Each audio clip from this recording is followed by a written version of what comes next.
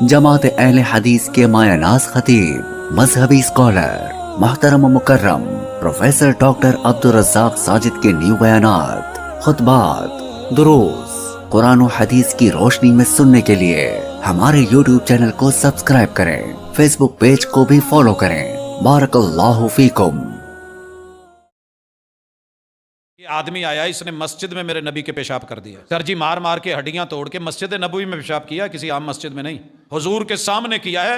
پیران پیر امام الانبیاء محمد الرسول صلی اللہ علیہ وسلم، جن کے ابرو کے اشارے پہ تلواریں نکل آتی تھی، خون بہتے تھے، صرف اتنا ڈانٹا ہے۔ ایک صحابی نے دیکھا وہ پیشاب کر رہا ہے، آپ کی طرف منہ کر کے دھوتی اٹھا کے پیشاب کرنے بیٹھ گیا۔ جا اعرابی فبال فی طائفۃ المسجد، صحابی نے کیا کہا؟ مہ او بھئی یہ کیا ہو رہا ہے؟ مہ ہادا۔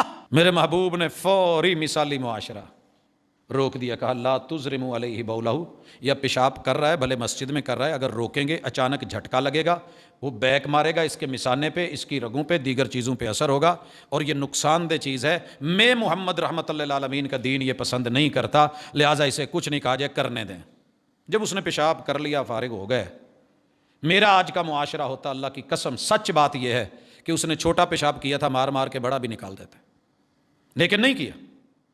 اپنے یاروں سے کہا پانی لے کے آؤ، ایک بھی یار نے یہ نہیں کہا کہ محبوب جرم وہ کر رہا ہے، گناہ وہ کر رہا ہے، اس کو سزا دی جائے، کنویں سے اتنا پانی یہ مٹی چٹوائی جائے، اس سے اٹھوائی جائے، کہا نہیں، پانی لاؤ۔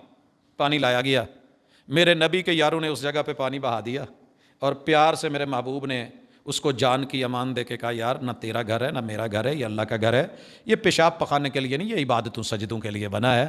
وہ بندہ جو یہ نیت کر کے آیا تھا کہ آج بچنا نہیں ہے، جا کے اپنی قوم کو لے کے آیا اور کلمہ بول اٹھے تھے۔ یہ تھا میرے نبی کا مثالی معاشرہ جس میں جان محفوظ تھی۔